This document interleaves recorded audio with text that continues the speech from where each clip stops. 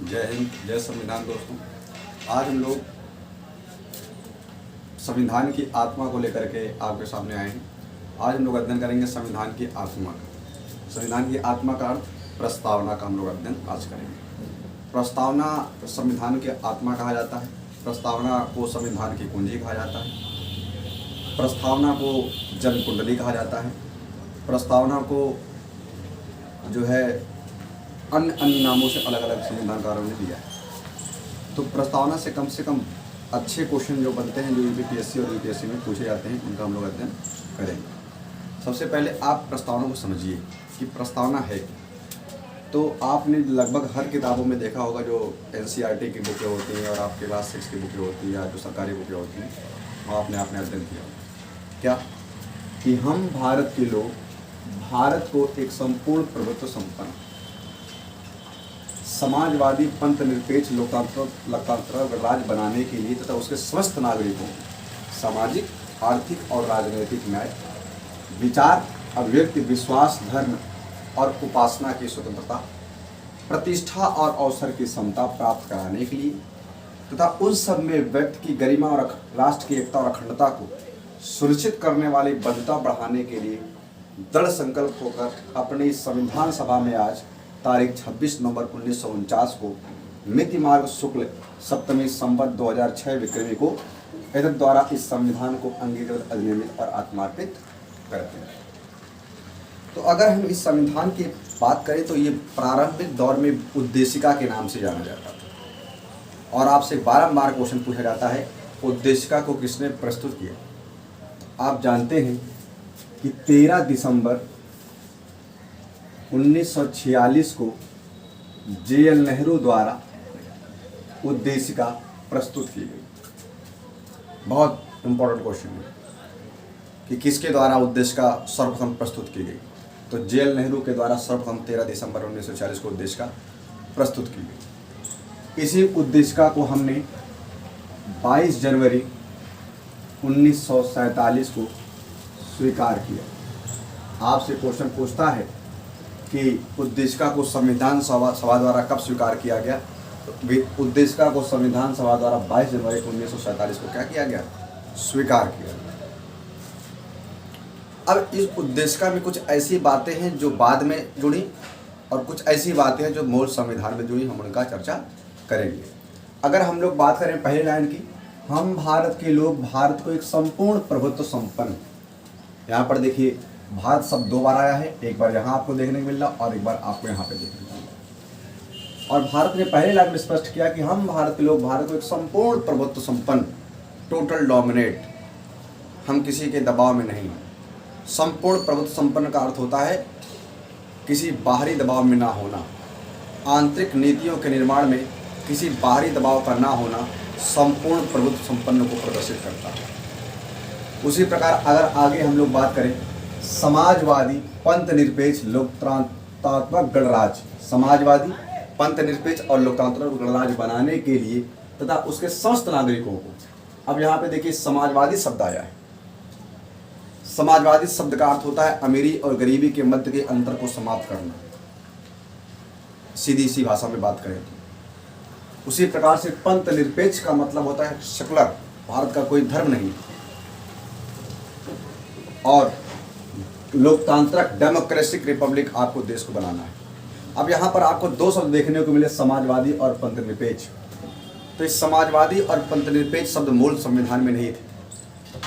समाजवादी, आपने 42वां संविधान संशोधन किया और 42वें संविधान संशोधन के माध्यम से 42वां संविधान संशोधन 1976, इसके माध्यम से आपने अपनी प्रस्तावना में समाजवादी, पंथ निरपेक्ष और अखंडता को जोड़ने का काम किया। ये 3 शब्द बार बार क्वेश्चन पेपर में पूछे गए हैं। किस संविधान संशोधन के माध्यम के द्वारा जोड़े गए? उत्तर आपका 42वां संविधान संशोधन हो जाएगा। 42वें संविधान संशोधन द्वारा क्या किए गए? ये जोड़े गए। अब आपके पेपर में क्वेश्चन क्या आता है कि इनमें से कौन सा शब्द मूल प्रस्तावना में नहीं था। तो मूल प्रस्तावना में और भी आपको सामाजिक, आर्थिक, राजनीतिक और समाजवादी दे देगा, तो समाजवादी आपका मूल प्रस्तावना में नहीं था। उसी प्रकार से पंथनिरपेक्ष आपके मूल प्रस्तावना में नहीं था। उसी प्रकार से अखंडता आपके मूल प्रस्तावना में नहीं था। सामाजिक, आर्थिक और राजनीतिक न्याय की बात करता है। क्या वो बात करता है? सामाजिक, आर्थिक और राजनीतिक 3 प्रकार के न्याय की बात करता है।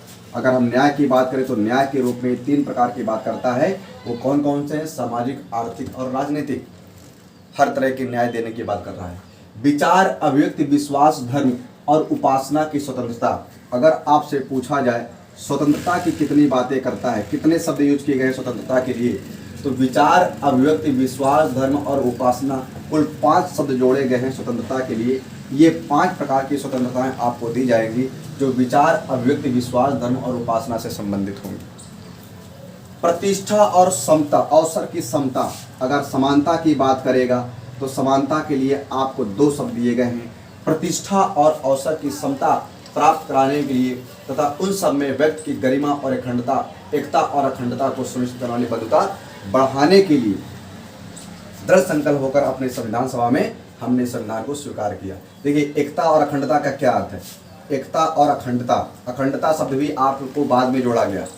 यूनिटी आपने बताई और अखंडता बताया कि अखंडता का मतलब है हम खंड नहीं हैं, हम क्या हैं? अखंड हैं। हम किसी प्रकार के खंडता का बात नहीं करेंगे, हम अखंड हैं, हमें कोई तोड़ नहीं सकता, इस तरह की बात कही जाएगी। तो इस तरह से आपका एक क्वेश्चन पूछा गया।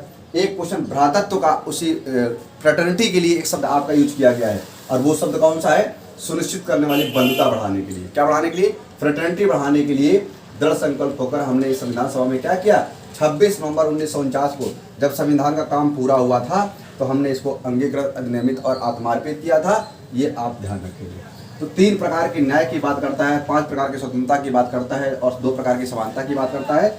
और फ्रेटर्निटी के लिए यानी बंधुता के लिए या भारतत्व के लिए कितने शब्द यूज करता है?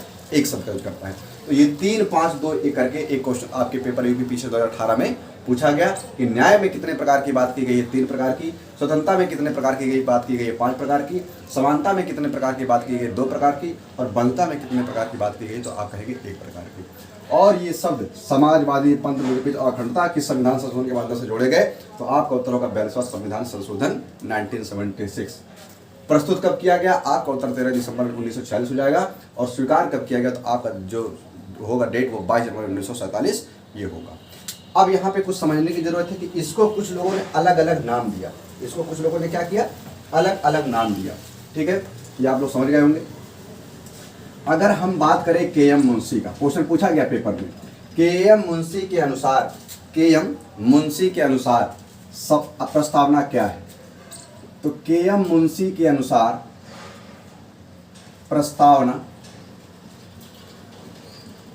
के.एम. मुंशी के अनुसार प्रस्तावना क्या है? तो आप कहेंगे के.एम. मुंशी के अनुसार प्रस्तावना जन्मपत्री। क्या है? जन्मपत्री। बहुत बार क्वेश्चन पूछा गया कि के.एम. मुंशी के अनुसार प्रस्तावना क्या है? तो के.एम. मुंशी के अनुसार प्रस्तावना जन्मपत्री। उसी प्रकार अगर आप बात करेंगे सर अल्लाद कृष्ण स्वामी अय्यर की, किसकी? सर अल्लाद कृष्ण स्वामी अय्यर की, अल्लाद कृष्ण स्वामी अय्यर की। तो अगर अल्लाद कृष्ण स्वामी अय्यर की बात करेंगे तो उन्होंने कहा कि उद्देश्य का अपने हमारे सपने के विचारों का प्रतिनिधित्व करती है। क्या इन्होंने कहा? कि हमारे सपनों के विचारों का प्रतिनिधित्व करती, के विचारों का प्रतिनिधित्व करती है, प्रतिनिधित्व करती है, ये बताया गया। ठीक, तो अल्लाद कृष्ण स्वामी अय्यर के अनुसार उन्होंने क्या कहा कि जो प्रस्तावना है वो हमारे सपनों के विचारों का क्या करती है? प्रतिनिधित्व करती है। उसी प्रकार अगर आप बात करोगे कि संविधान की आत्मा क्या है, तो आत्मा बोला गया किसको? प्रस्तावना को। किसको बोला गया? प्रस्तावना को बोला गया संविधान की आत्मा। ये भी आप टिक करेंगे। अच्छा, संविधान की आत्मा से 2 प्रकार के क्वेश्चन आते हैं। एक बाबा साहब के अनुसार संविधान की आत्मा आता है तो हम टिक करते हैं संवैधानिक उपचारों के अधिकार अनुच्छेद 32 को, और एक संविधान की आत्मा करके धीरे धीरे सीधे से क्वेश्चन आता है तो हम टिक करते हैं प्रस्तावना को। तो इस तरह से ये आपके क्वेश्चन बनते हैं, ये भी आप ध्यान रखिएगा कि के.एम. मुंशी के अनुसार प्रस्तावना को जन्म कुंडली यानी जन्म पत्री कहा गया है। अल्लादी कृष्णस्वामी अय्यर के अनुसार हमारे सपनों के विचारों का प्रतिनिधित्व करती है प्रस्तावना। और आत्मा किसको कहा गया है, तो आत्मा भी आप कहेंगे प्रस्तावना को कहा गया है। ठीक है, तो इतना हम लोग आज रखते हैं। इसके कुछ केस भी हैं जिन केस का डिस्कशन हम लोग एक अगली वीडियो में बाकायदा उसका अध्ययन करेंगे कि किस तरह से आपके पेपर में इसके केस भी आते हैं, इम्पॉर्टेंट होता हो। फिलहाल आज ध्यान आप रखेंगे कि भारत शब्द प्रस्तावना में 2 बार आया।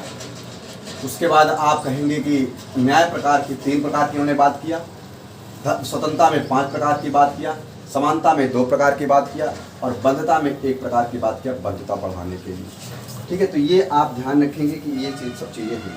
अच्छा, यहाँ पर कुछ चीज़ें ऐसी हैं जो रूस से ली गई और जो आपकी रूस की क्रांति से लिया गया और जो फ्रांस की क्रांति से लिया गया, उसकी भी चर्चा हम लोग करेंगे। जब हम लोग केस को डिस्कस करेंगे तो वहीं पर उसकी चर्चा कर लेंगे। तो फिलहाल आज की वीडियो आपकी ये थी, आप इसको ध्यान समझिएगा। और प्रत्येक बच्चे को प्रस्तावना तो लर्न होना ही चाहिए। ये आप अगर प्रस्तावना आपको लर्न हो तो काफ़ी सारे क्वेश्चन आप ऐसे ही सॉल्व कर सकते हैं। तो इसी प्रस्तावना के साथ आज हम लोग अपनी वीडियो यही करते हैं। जय हिंद, जय संविधान। हम मिलेंगे हम लोग अगली क्लास में।